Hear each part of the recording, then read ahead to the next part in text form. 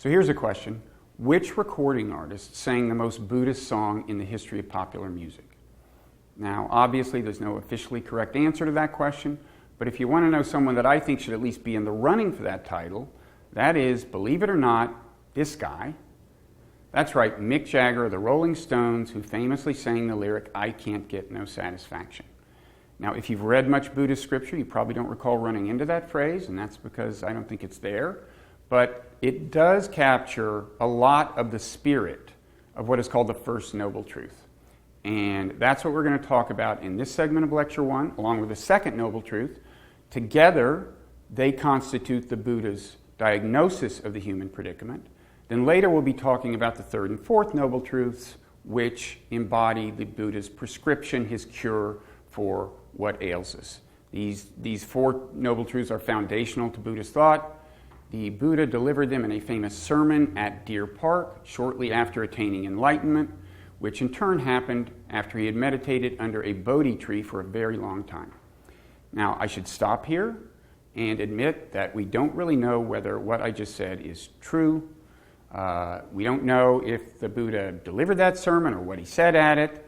If he did, we don't know whether he sat under a Bodhi tree. So far as we know, the story of the Buddha and what he said was not written down for a very long time after he lived. So whenever you hear me say the Buddha said this, the Buddha thought that, strictly speaking, what I mean is according to Buddhist scripture, the Buddha said this, the Buddha thought that.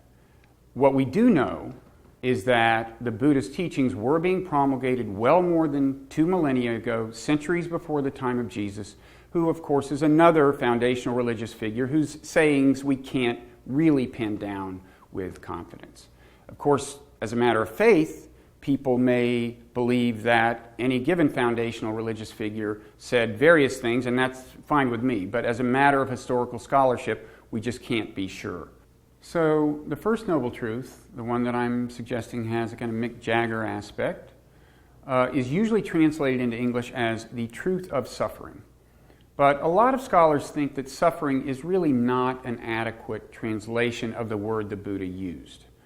It's not that the word is wrong, it's just that it doesn't capture the full breadth of what may have originally been meant by the word. So maybe we should take a look at the word itself, and for this purpose, and at the risk of seeming like a relic from a simpler era, I'm going to make use of a blackboard and an analog information technology known as chalk. This is the word that is typically translated as suffering. As you can see, I've written it twice with 2 different spellings. The reason for that is that one is the Sanskrit version, and one is in Pali, an ancient language closely related to Sanskrit. The reason this is worth talking about a little is because this is true of key Buddhist terms in general. As you read about Buddhism, you may encounter them in one language or in the other. And in some cases, it really matters because that might keep you from even recognizing the term. So, for example, if you ran into this term, nibbana, you might say, what is that? Whereas if you ran into it in this form, nirvana, you would probably have a slightly clearer idea. Sorry about my handwriting. Nirvana means, of course, liberation from suffering, and that is what you get, in theory, if you follow the Four Noble Truths all the way to the end.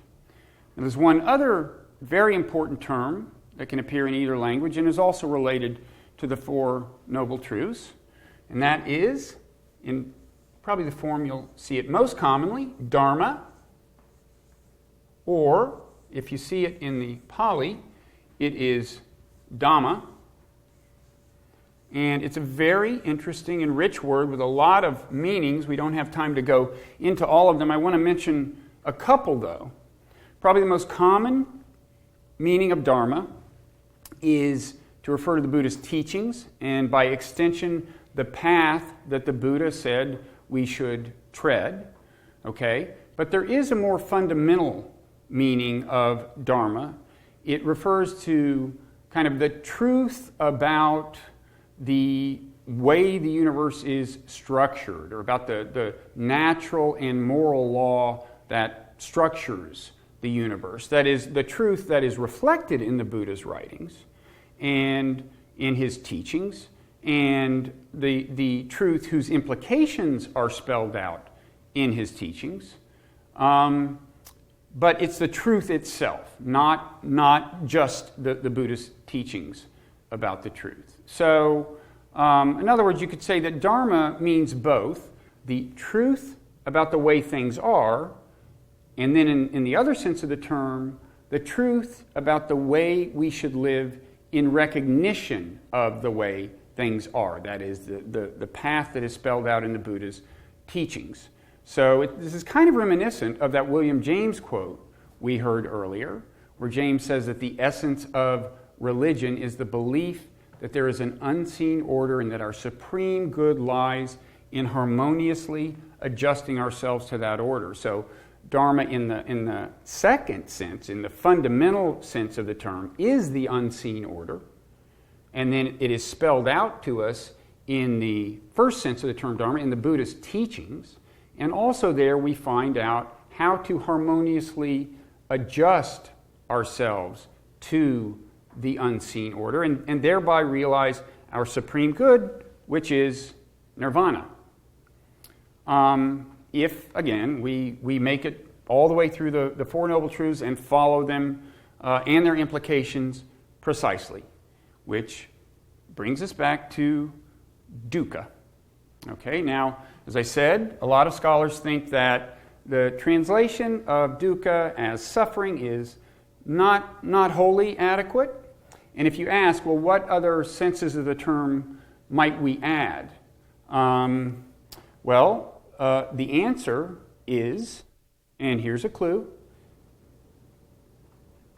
that's right, the most commonly nominated supplementary translation of dukkha, supplementary to suffering, is unsatisfactoriness in life. And one virtue of adding this sense to the meaning of dukkha is that it makes the First Noble Truth sound a little more plausible. Because, the First Noble Truth emphasizes the pervasiveness of suffering. One way it's often paraphrased in English is, life is suffering. And, the Buddha never quite says that in so many words. So far as I know, life is dukkha. But that line does capture the sense of things, that this dukkha thing is a pervasive part of life. That may not make any sense to you, right? I mean, there have obviously been times in your life when you felt you were not suffering. But if you add this sense of unsatisfactoriness to the word, it makes a little more sense, I think. So just to give you an example, let's take one of my favorite things, powdered sugar donuts. Okay, I don't eat them all that often, I'm proud to say, but that does sometimes take some self-restraint. I'm talking about, you may have seen them in these little 6-packs of donuts at a convenience store, each one small enough to pop into your mouth. And if you ask me, while I'm eating one of these, am I suffering? The answer is, I would say, no, are you kidding? Obviously not. I'm not suffering. On the other hand, it probably is true that, just about as soon as I start swallowing the one donut, I'm already thinking about that next donut, already kind of yearning for another donut at some level. And the fact that I want another donut means that in a literal sense, I didn't get satisfaction. If you get satisfaction, you don't want any more, right? So this lends some credibility to the First Noble Truth. The idea that there's always a kind of undercurrent of yearning, no matter what we get, whether it's donuts or money or sex, feels good, but eventually the time comes when the thrill wears off, you want some more. The pleasure doesn't last. And this business of things not lasting is a major theme of the Buddhas. Impermanence is a very common word in Buddhist texts. The idea is that, nothing is permanent in the world, certainly not pleasure, and yet we seem to try to cling to things. And here we're actually moving into the second Noble Truth, which announces the cause of dukkha, the cause of suffering and unsatisfactoriness. And that cause it's a word that means something like thirst. It's often translated as craving. and there's a sense of clinging, of trying to hang on. And the Buddha said that in clinging to things that won't last, we're evincing a kind of delusion. We're just not getting the picture about the impermanence of things. We're not reckoning with the truth about reality. Now, I want to emphasize that the stakes of this go way beyond powdered sugar donuts in a couple of senses. First of all, we're not just talking about kind of raw sensory pleasures, okay? It's gratifying things in general, getting an A on that next exam, winning the esteem of your friends, winning the acclaim of society at large, whatever makes you feel good, eventually that feeling will fade and you're going to want more. Psychologists refer to this as the hedonic treadmill. Hedonic meaning pleasure-seeking, and treadmill meaning you're not getting anywhere. You keep trying, you keep striving after happiness, you don't get any closer to it. And this refers to the finding that when people do get happier, a new job makes them happier, they win the lottery, as a rule, their happiness before too long returns to its normal level. Okay. Now there's a second sense in which the stakes are higher than powdered sugar donuts. And that is that although it sounds like the first two noble truths are all about things that we seek, that we desire, it also covers anxieties and fears. Anxieties about, being criticized in public or something, or going to some cocktail party you don't want to go to. The fear of being eaten by a lion or something, and that doesn't sound right that you could include these things under the rubric of craving, right? Because you don't, social rejection, you don't want that. You want to get away from that. You don't want to get closer to it. And, a charging lion is something that you do not want to embrace. You want to get away from.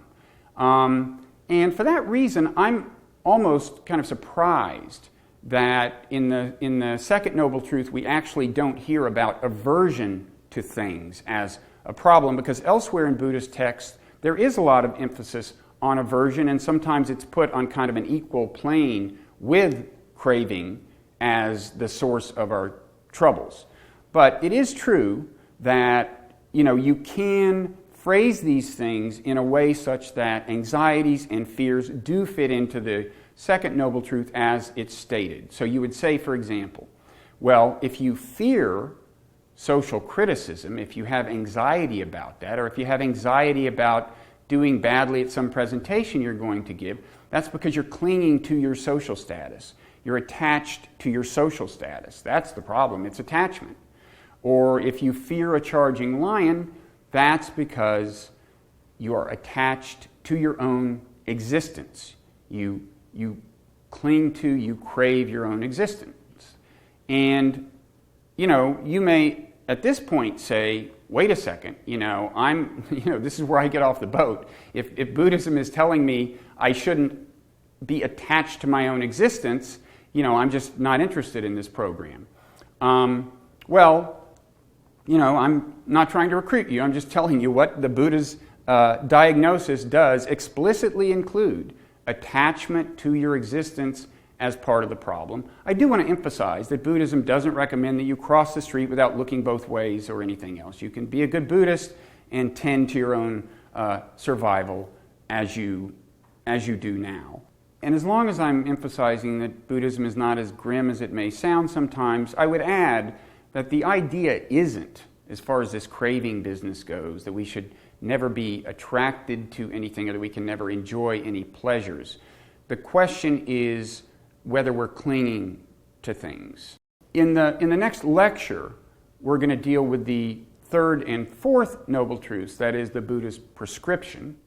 But in the next segment of this lecture, we're going to look at kind of the evolutionary psychology of the first two noble truths. We're going to drill down into the question of why it is that pleasure evaporates and why it is that we have so much trouble reckoning with that. Why is the brain built in such a way that pleasure is fleeting, but we really focus a lot more on the pleasure than the fleetingness.